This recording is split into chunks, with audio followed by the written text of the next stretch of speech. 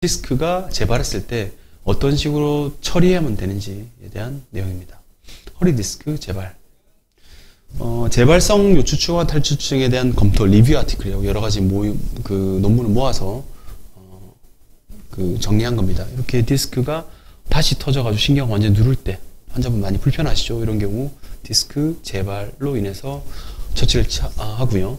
그래서 수액성 재발, 여기는 이제 많은 논문까지 한 25%까지 디스크가 재발할 수도 있다라고 얘기하고 있는데, 이게 디스크 재발한 환자분들이 뭐 우리나라 같은 경우 수술비가 어느 정도 뭐 부산과 서울의 차이가 좀 있을 수 있지만 뭐 500에서 어느 정도 사이긴 한데, 미국은 보니까 4만 불이네요. 4만 불이 상당히 경제적으로 좀 부담스러울 수 있죠. 4만 불 지금 환산해 보니까 한 5천만 원 넘어갑니다. 그러니까 재발의 수술, 뭐 물론 입원 기간과 재활 치료 모두 포함한 거겠지만 어쨌건 5천만 원이라는 그 금액 자체가 발생할 수 있으니까 미국에서는 재발에 대한 리스크를 상당히 좀 중요시하고 있는데요.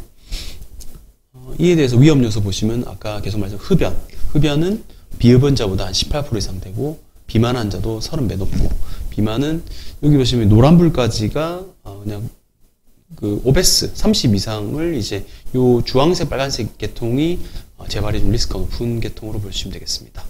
당뇨 같은 경우도 아까 말씀드린 대로 한 6배 정도, 8배 정도, 이 프로테오글리칸이라는 것이 적기 때문에 훨씬 재발이 높다 하는데, 그런 것도 참고하시면 될 것 같고요.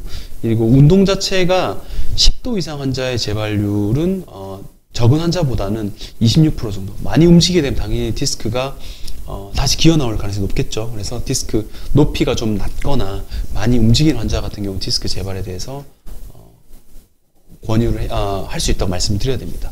여기 디스크 안쪽에 프로테오글리칸이라는 세포 있어서 당뇨 환자들 여기 부족하면은 이게 재발이 높다 이거고요. 굴곡과 신장 각도는 보통 50도와 뭐 15도 정도 되는데, 각도가 좀 많아지는 환자일수록 디스크 재발이 훨씬 많은 걸로 되어 있습니다. 그래서 방금 환자분에 대한 팩트를 봤고, 그리고 디스크 제거 이후에 수술은 그러면 뭐 과연 어떤 위험이 있는지, 그래서 제한대 디스크 수술할 때 이게 더 터진 디스크를 훨씬 많이 제거할 거냐, 아니면은 나온 디스크만 제거하고 할 거냐, 그 차이인데, 디스크를 많이 제거하게 되면은 디스크 재발을 하지 않겠죠. 없으니까. 대신 그걸로 인해서 디스크 높이가 낮아지면서 추간공 협착이 생기고, 적게 제거하면 또 그걸로 인해서 디스크가 다시 생길 수 있죠. 8% 정도 생긴다고 되어 있는데, 그거에 대한 거를 좀 맞추는 게 좀 필요할 것 같고, 제일 좋은 건 디스크를 제거하고 나온 부분을 주위를 좀 모아주면서 재탈출을 막아주는 건데, 그거는 내시경 치료로 하시면은 조금 도움이 되실 것 같습니다. 이런 식으로 터진 디스크를 제거하고 이쪽 부위를 다림질을 펴주는 것이 이제 필요하고, 한 30도 되는 각도로 이제 펴주게 되면 이게 딱 모아지거든요. 그럼 디스크 재발을 좀 줄일 수 있습니다. 이 많이 디스크를 제거하게 되면 이렇게 뼈 사이에 디스크가 있어야 되는데 붙어버립니다. 그래서 디스크가 붙으면 이 추간공이 이제 막히게 되는 거겠죠. 그리고 수술 방법 자체는 아까도 얘기했지만 현미경을 하나 째서 하나 차이가 없다. 근데 재발에 대한 리스크는 차이 없지만 환자분들이 하고 난 수술 후에 아픈 거는 차이가 있겠죠. 그래서 당연히 최소신 방법이 환자 팩터로는 재발보다는 재활 측면에서는 훨씬 좀 좋은 것 같고, 이게 이제 디스크를 다 제거하고 인공 디스크를 넣는 케이지 삽입하는 수술인데, 이 유압술 자체도 고려해야 된다고 얘기하는데, 왜냐면 만약에 유압에 대한 적응증, 추간공이 막혀있고 중심관이 막혀있으면 유압술을 해서 디스크를 제거하는 게 맞을 수 있는데, 그런 적응증이 없으면 디스크만 제거하는 게 원래 맞고요. 이런 거에 반복적인 디스크 제거술을 하더라도 나가는 신경과 움직임이 없으면 웬만하면 디스크만 제거하는 것이 좋을 것 같습니다.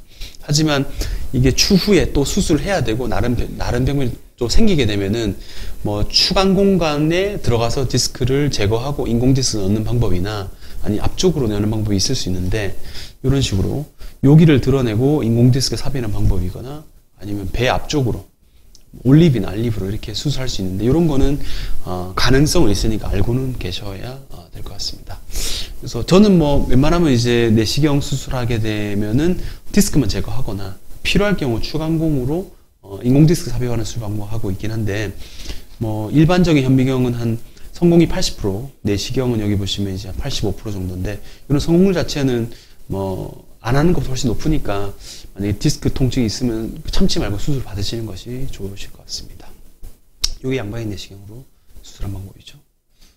그래서 허리 디스크 재발, 이 재발성 디스크는 어쨌든 많은 요인들이 있는데 제일 좋은 게 수술 안 하는 게 제일 좋지만 통증이 많이 있고 수술해야 된다면은 반복적인 디스크 제거술을 하는 게 좋고, 만약에 유압술까지 필요한 경우는 수술이 예를 들어 추간구도 막혀 있고 디스크 재발했으면은 두세 번 하는 것보다 한 번에 깔끔하게 정리하는 것이 더 나을 수도 있습니다.